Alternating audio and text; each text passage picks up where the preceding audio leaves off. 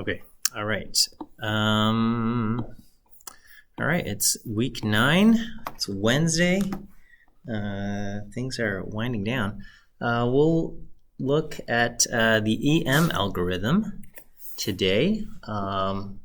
So basic ideas behind the EM algorithm. All right.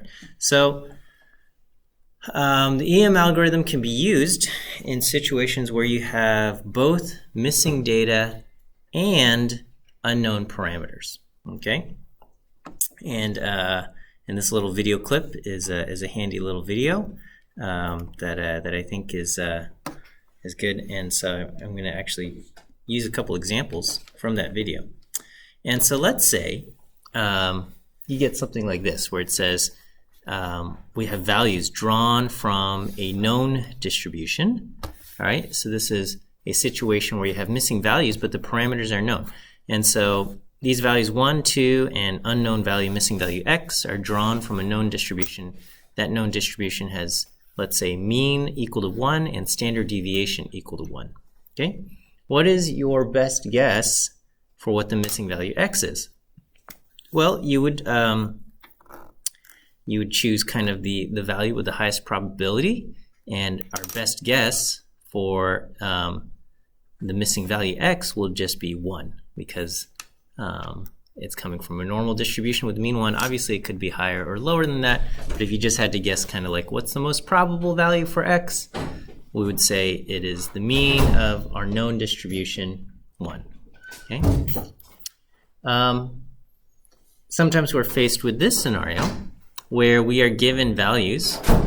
Okay, so in this case, we're given the values 1, 2, and 0, and we're told that they're drawn from a distribution, but the parameters of this distribution are unknown. So we'll say it comes from a normal distribution where the mean is some unknown value mu, and then I ask something like, hey, what is your best guess for mu?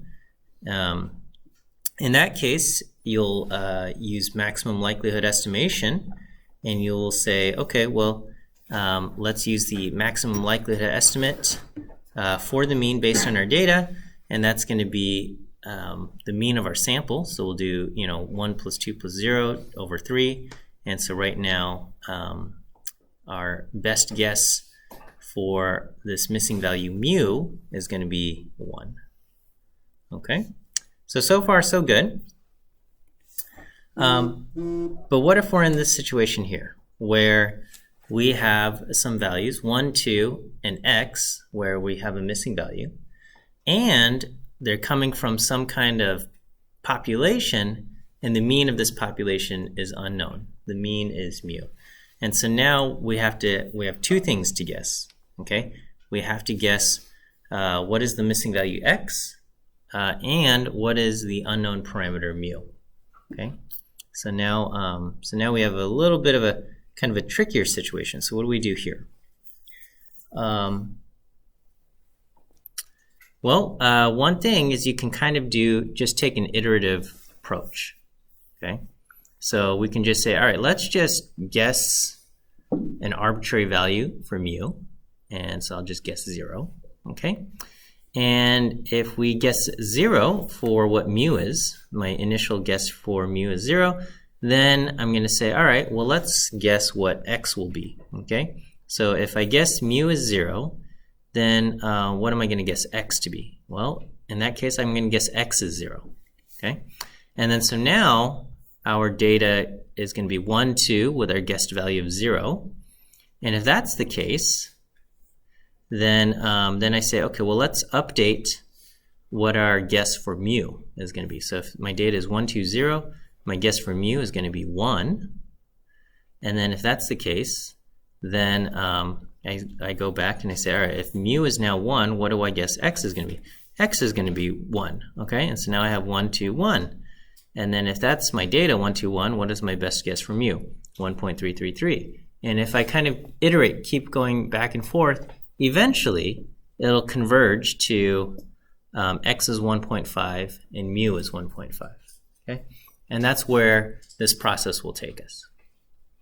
And that in of it is kind of the idea behind maximum likelihood estimation. It's this, not maximum likelihood, the EM algorithm. Okay, the EM algorithm is this iterative process where one is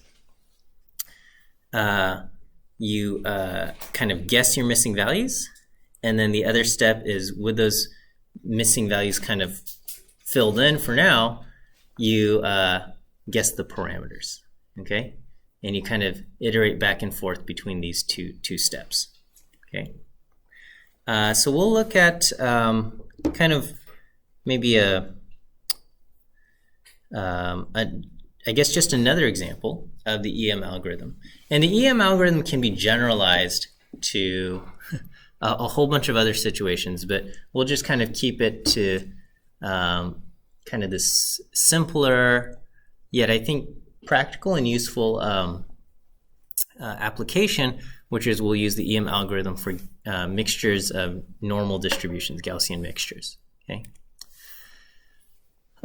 So the idea here is we have data, and the data consists of points that are generated from several Gaussian distributions, but we don't know which distribution each point came from. So we have kind of the values, the coordinates of each point, but we don't know whether it came from distribution 1 or distribution 2 or distribution 3.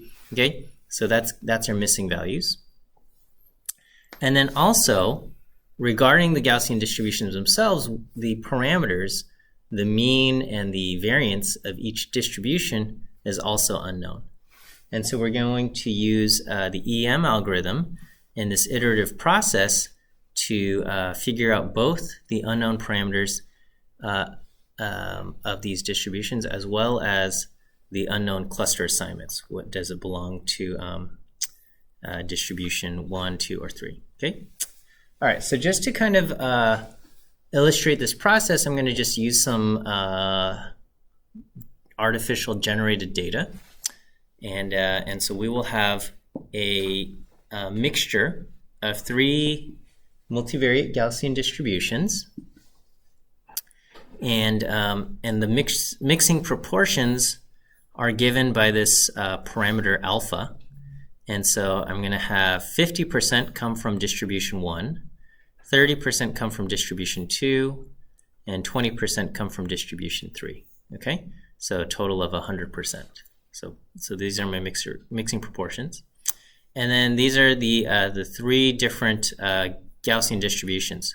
So 1 has mean 0, 0, so it's centered at the origin, and its sigma matrix is 9, 0, 0, 9. So kind of variance of 9 in the x1 and variance of 9 in the x2 direction, but they're independent, so it's just kind of going to be a big circle of points. Distribution 2 is centered at 4, 4. Okay, so quadrant 1, and you have variance of 1 and covariance of 0.9. Okay, so you'll kind of have this, I don't know, this ellipse pointing in, with positive correlation. Okay, and then distribution component 3 will be centered at -4, -4. So in the third quadrant, and it's got variance 2, -1, -1, 2. So you have negative covariance there. Okay, and let me see if I have a plot of these points. So here, colored in, this is kind of what the dots look like. Okay, got component 1, the black dots in the center, kind of big circle of points centered at 0, 0. You have the second component centered at 4, 4, but with high positive covariance. And then you've got component 3 centered at -4, -4 with some negative covariance. Okay, so this is kind of the points that we generated. When they appear in the data, however, they're completely unlabeled, and they look kind of like this. All right, so they're completely unlabeled, and the question is, can you identify the 3 kind of components there? Okay.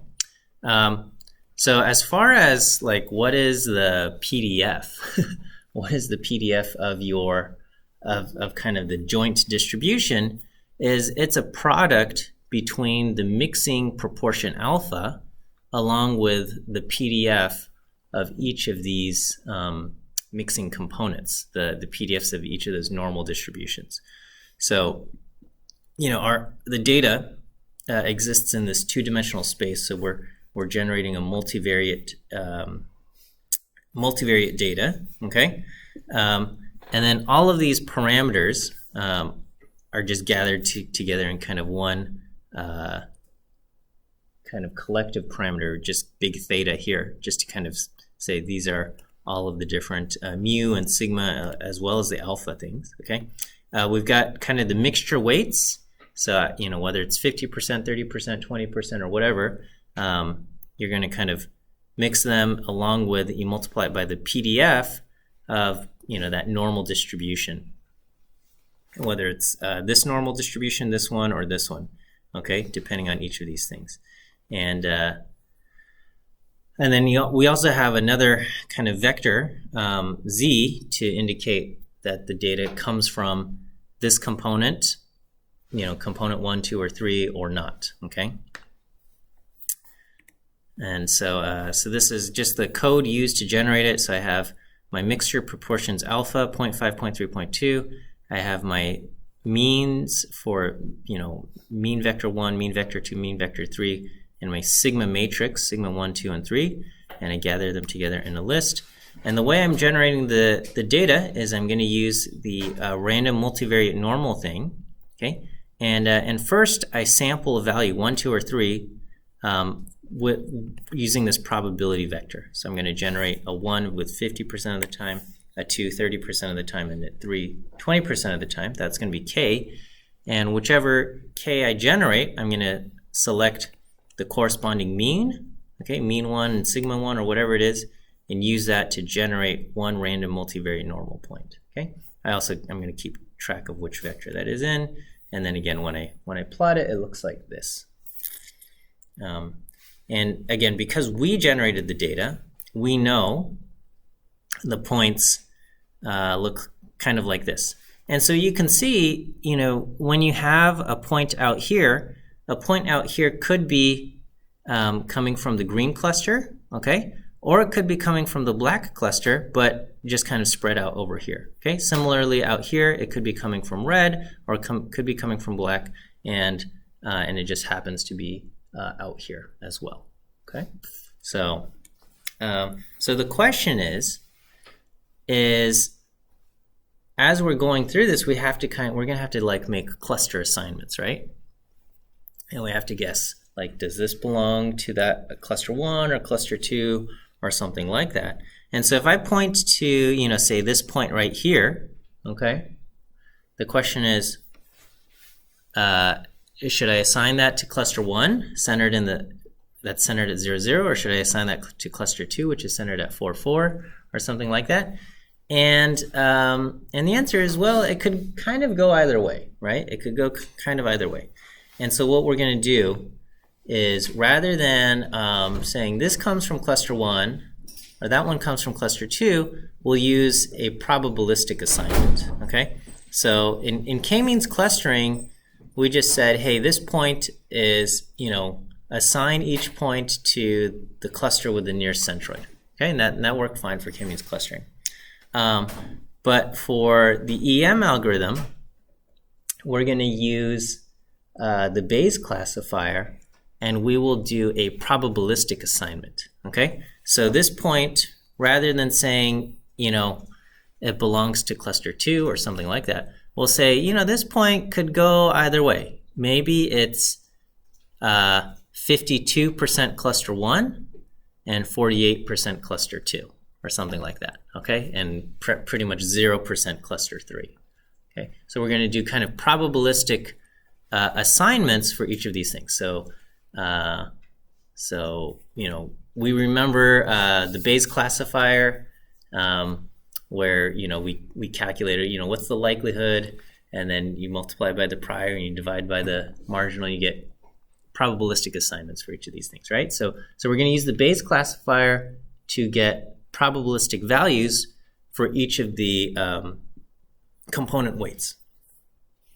All right, and then so we'll use a probabilistic assignment, and then once you have those probabilistic assignments, which we call membership weights, okay? Once we have the membership weights, we're going to then say, okay, let's calculate the mean and variance of each of our clusters, okay? And so to calculate your mean and variance, we'll do a weighted mean, weighted variance, okay? And that will be kind of, we'll update our parameters. And then we'll iterate back and forth. So we update our parameters, and then we will recalculate the membership weights. And then we go back to updating our parameters, and then we go back to recalculating our membership weights. And we iterate back and forth until we reach some kind of convergence. So these two steps where we're calculating the membership weights, that's the E step, the estimation step. And then once you have your membership weights and you're trying to figure out the parameters that maximize the kind of the likelihood of your data, that's your M step, okay? So you're iterating back and forth between the E step and the M step, and that's kind of the origin of the name for the EM algorithm. Okay, let me give you your first view quiz answer, which is the letter A.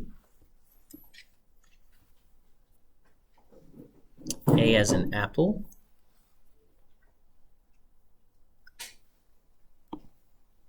So, you can think of the EM algorithm, at least for Gaussian mixtures and things, as kind of a hybrid between k-means clustering and the Bayes classifier. Okay, so k-means clustering was this iterative algorithm where you recalculated centroids and then you reassigned points. You recalculated centroids, you reassigned points. And when you reassigned points, however, it was assign the point to the nearest centroid, and it just belonged to that centroid. And then when you recalculated the centroids, it was just take the mean of the points assigned to that centroid. And that was kind of a simple thing. And we're basically just going to kind of take that k-means clustering algorithm, and we're just going to make it a little bit more complicated by using probabilistic assignments. So rather than saying reassign points to the nearest centroid, we'll use the Bayes classifier and say estimate the probabilities of belonging to each cluster. So we'll say, okay, this one's 80% cluster 1, 19% cluster 2, 1% cluster 3. Okay, and this other point is 2% cluster 1, 70% cluster 3, or 70% cluster 2, and I don't know, 28% cluster 3, or whatever whatever you need to add up to 100%. And so you get these probabilistic things, and then when we recalculate the centroids or recalculate the means, it's going to be like the weighted mean, and then you also need a variance thing, so you'll get a weighted variance. Okay, so calculating the E step, the membership weights, that's just the Bayes classifier.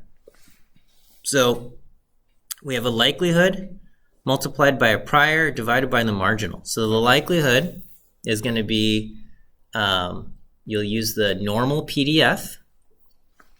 Okay, in this case, the multivariate normal PDF that says if we have a distribution centered at, say, 0, 0 with this variance, what is the probability it generates the point 2, 2? Or what's the probability it generates, what is the probability density of this coordinate, which is your data point. Okay, so that's the likelihood. Multiply that by the prior. The prior is kind of your vector of membership weights. Okay, and you're going to divide by the marginal. Basically, you calculate the numerator across all three or all possible clusters, and then take the sum of that, so that the whole thing adds up to 1. Okay, so this alpha k is the prior probability, kind of from the previous iteration, that a point belongs to cluster K, and you can kind of think of it as the proportion of values, proportion of points that are assigned to cluster K, which in the k-means algorithm would have been like, if you have 100 points total and 35 of them are assigned to cluster 1, then you'd have a 35%. But here we don't have integer values, or not necessarily integer values, because we have weights, right? So it might be 80%, point number 1 is 80% cluster 1. Point number 2 is 3% cluster 1. So between these 2 points so far, we have like 83% of a point. Okay, you do 0.8 plus 0.03, and you take the sum of all of those weights. Okay, so in total, all of the membership weights across all of the points will add up to the total number of points. But you might have, like, out of 100 points, you might have 31.6 points assigned to cluster 1, and then you might have 42.87 assigned to cluster 2, or something like that, right? So you're going to add up the membership weights, which might not add up to an integer. Okay, but that's okay. It's just kind of the sum of all of these weights. Okay, this P, this part, the likelihood, that is just the normal PDF, multivariate normal PDF, which thankfully for us is easy to calculate using R. We can just use density of the multivariate normal. So instead of D norm, we have DMV norm. You plug in the coordinate of your new point, you plug in the mean, the current estimated mean, and the current estimated variance. Right? So these are kind of your estimated mean and your estimated variance. And you use that. Okay, so you use that to calculate your likelihood, your prior, and then to get the total membership weights, you just do this for calculate the numerator across the different clusters, add them up to get your marginal, to get your membership weight. Okay, so once you have all of your membership weights, the next part will be to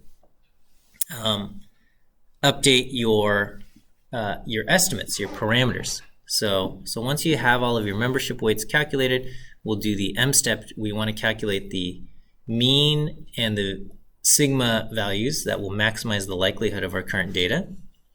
And so to maximize the mean, maximize the likelihood, we'll pick the mean that is just going to be a weighted mean of the values assigned to X, okay? I'm sorry, weighted mean of all of the values assigned to cluster K. So you'll say, all right, let's look at all the points assigned to cluster 1. And again, these are probabilistic assignments, so we're just going to take the weighted value and multiply by X. So in the K-means clustering algorithm, it was pretty much the same thing, except we had a Z vector, and the Z was basically a 0 or a 1. Okay, and if it was in that cluster, it was a 1, and you did 1 times X, and if it wasn't in the cluster, it was a 0, and you do 0 times X. Now, rather than 0 or 1, it's a W, and the W is now going to be a floating floating point number. So maybe it's like 98% or 22% or 1%, and so your weight is going to be a value between 0 and 1. Decimal value between 0 and 1 multiplied by X, and then you'll get a weighted mean there. Okay, so this is going to be W times X, and K again is just the sum of the W's, right? So that's your weighted mean. Okay, and then as far as your sigma matrix, you just get a weighted sigma matrix. So you're going to do X minus mu times X minus mu transpose, and then rather than multiplying it by Z, you just multiply by W. Okay, so points that are likely to belong to that cluster will contribute more to the sigma matrix. Points that are less likely to belong to the cluster contribute less. But this is basically formula for calculating your sigma matrix. And you just multiply by your W, add them up, you'll get your sigma matrix. Okay, divide by n sub k again being the sum of the weights. So just know that n sub k is not an integer. It is the sum of the weights. Okay, does this feel okay? Getting kind of your estimated mean and variance here. All right, so we'll go ahead and we'll apply it and we'll try it out for this thing. But let me go ahead and give you your second Euclid's answer, which is the letter C. C. Okay, so again, the data come in, they are unlabeled. This is how we see the data. And we're going to tell it, search for 3 clusters. These are kind of the true assignments. We have 3 clusters. Cluster 1 is in black and it's centered at 0, 0. Cluster 2 is in red and it's centered at 4, 4. And cluster 3 is in green and it's centered at -4, -4. And you can see, some points out here could belong to cluster 1 or cluster 3. Some of the points out here could belong to cluster 1 or cluster 2. Again, the labeling of the clusters, okay, whether we color in cluster 2 as black, red, or green is arbitrary, okay? So, but it's just, the important idea is kind of the structure, that some points belong to cluster 1, some points belong to cluster 2, and some points belong to cluster 3. So here we're going to just start off with some arbitrary values. And so my arbitrary values is I'll have kind of a even mixing proportion, 33%, 33%, 34%, cluster 1, 2, and 3. I just start off with some arbitrary means, 0, 0, 9, 9, and -9, -9. And then I will just use identity matrices for my initial variance matrices. Okay, so again, we just start off, and then we will allow it to iterate. Okay, so these are kind of this is my first iteration where I have kind of my initial starting points. I've got started at 0, 0, identity matrix here for my variance, 9, 9, and then -9, -9. And we have these things. And then I do assignments, okay, calculate the membership weights. And so I've colored these red, black, and green. The coloring of the points is misleading, however, okay? Because remember, everything we are doing gets a probabilistic assignment. So the points that are kind of on this border between black and green, these are not really, this point right here doesn't really belong to this cluster, and these points over here don't really belong to that cluster. It's more like this point that's right on the border is 51% green, 49% black, okay? This one that's over here on this side of the border would be 51% black, 49% green, okay? It's just when I color them on the plot, I have to pick one color, okay? I can't really represent 51, 49% very well on this thing. I mean, if I had colors that lent itself a little bit better to kind of like a gradient thing to kind of, sometimes you see like, I don't know, I still think it's hard, like you'll see like red on one side and blue on the other side, and you'll have like purple in the middle.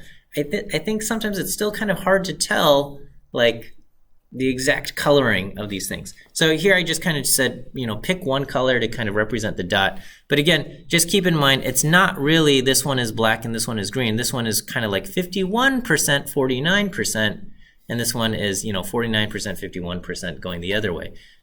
So these are all probabilistic assignments, but right now I'm just coloring it to whichever one has the highest probability, it gets colored that dot there. Okay, so this is it after one iteration. So now we're going to say, okay, take all of the points assigned to cluster 1, so basically all of the dots in black, and we're going to say re-estimate the mean and the variance. So it's going to say, okay, we got a lot, like kind of a lot of variance, so immediately it's going to adjust the variance. And then we're going to say, okay, take all of the points that are kind of assigned to green, recalculate the mean and the variance. Take all the points assigned to red, recalculate the mean and the variance. Okay, so that's what we have. Okay, so this is just kind of my highlighting that the color of the points are misleading. Okay. Okay, so after one iteration, after we recalculate the mean and the variance, this is kind of the estimated variance that we have for the cluster centered at 0, 0. So you can see, and now we have a lot of variance. And then we have all of these points assigned to green, and this re-estimated our mean and variance. And here are the points assigned to red, and we re-estimated our mean and variance. and then we colored in the dots again into, we did probabilistic assignments into either red, black, or green, and these are the assignments that we currently have. And we'll recalculate the mean and the variance, okay? And we get that, and we will reassign points, recalculate mean and variance, and with each iteration, this is kind of where it goes. So I don't know why there's kind of like this blurry blurry look. Okay, so with each iteration, it kind of, you can see eventually it reaches something here. Okay, and so these are kind of after we let it run for a while, this is kind of the final cluster or final convergence thing that it gets. Okay, and so we have 3 clusters, and it looks like it has correctly identified, okay, here's a cluster up here, here's a cluster down here, and we also have the center cluster. Okay, again, because of the way I color these dots, all of these dots get colored red. But again, it's not really that these belong to red and these belong to black and these belong to green, but rather, these ones kind of on the border are like 51% red, 49% black.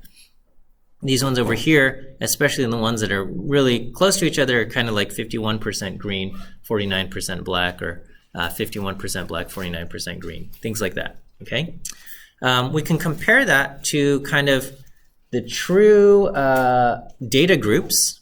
Okay. And so we can see, all of these, there's the dots down here, there's kind of, some of these dots belong to this cluster out here, the green cluster, and some of these dots belong to the center cluster in black. That's what we have here.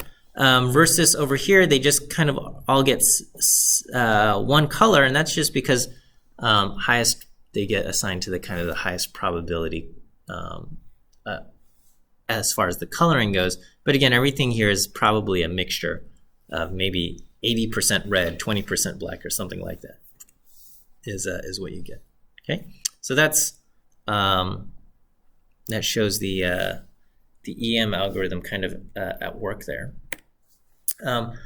You could try this again with some different starting locations. Here, I'm going to start looking at these starting locations using initial points up here, here, and here.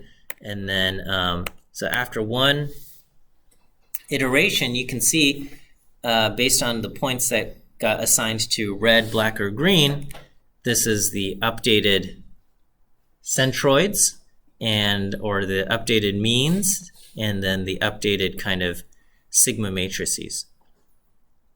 And with each iteration, you can see how things change and update. Okay, and again, it successfully kind of converges and identifies the points as well. So, so this is kind of just I guess an introduction to the EM algorithm. Let's go to Wikipedia and look at the EM algorithm as well. And so they have a similar graphic. This is we have this two-dimensional data. This is, I think, data from Old Faithful, a geyser in Yellowstone. And they measured, I guess, how long the geyser erupts and the delay between one eruption and another eruption. And it can identify kind of two clusters here. An advantage that the EM algorithm offers over, say, k-means clustering, okay, is if this is, say, our original data here, okay, with k-means clustering, and I think I've got this is going to in your homework, okay, this example. In k-means clustering, remember, it uses distance, Euclidean distance, as your metric of which cluster should something be assigned to. And so in this case, you can have a center up here and a center up here and a center in the middle, but if these are your centroids, so there's kind of this red center here and a green circle there and a blue X over there, it's going to draw kind of a straight line dividing red and green, and these points right here get assigned to the green cluster because as far as Euclidean distance goes, it's closer to there than it is to the red centroid. Okay, and similarly, these points over here get assigned to the blue cluster because it's closer to the blue centroid than it is to the red centroid. Okay, whereas the EM algorithm is able to take into account variance, and it's able to say, well, you know what? These points are all kind of clustered tightly together, and so we're going to draw like smaller variance. And so these points out here, even though as far as distance goes, this point right here is closer to the red centroid and farther from the blue centroid, but if you take into account kind of the variance that exists in the red centroid, okay, you'll say, okay, or the red cluster doesn't exhibit very much variance. So it's unlikely to generate this point out here, okay? Whereas as far as the blue cluster goes, the blue cluster exhibits a lot of variance, and so generating this point right here is not that unusual for the blue cluster. So even though this point is technically, as far as Euclidean distance goes, is closer to the red dot, it's going to get assigned to the blue cluster because the EM algorithm is able to take into account kind of the variance. So that's, I would say, that's one of the reasons why we would want to use, say, the EM algorithm for this kind of data, where using Euclidean distance only is going to be insufficient. Okay. Okay. So that is that. There's kind of a don't get mad at me. So homework 5 has been up, and I've also posted homework 6. I'm posting it early. We haven't really covered anything. Homework 6 is going to deal with principal components analysis, which I'll introduce on Friday. Okay, and I've tried to keep it short. I've tried to keep the assignment short with the encouragement that because for the final exam, there will be some principal components analysis questions, PCA questions, and so I wanted you to have a little bit of homework that exposes you to that. And I'm just posting it now, even though you're not ready to kind of open it up yet. But it's up there, and that will be due basically the day before the final. But my hope is that it's not too stressful, but it's just helpful as far as preparing for the final exam. Okay, we'll go ahead and wrap things up here for today. Let me give you your last view quiz answer, which is the letter E. E as in elephant is your final view quiz answer. And we'll see you guys on Friday.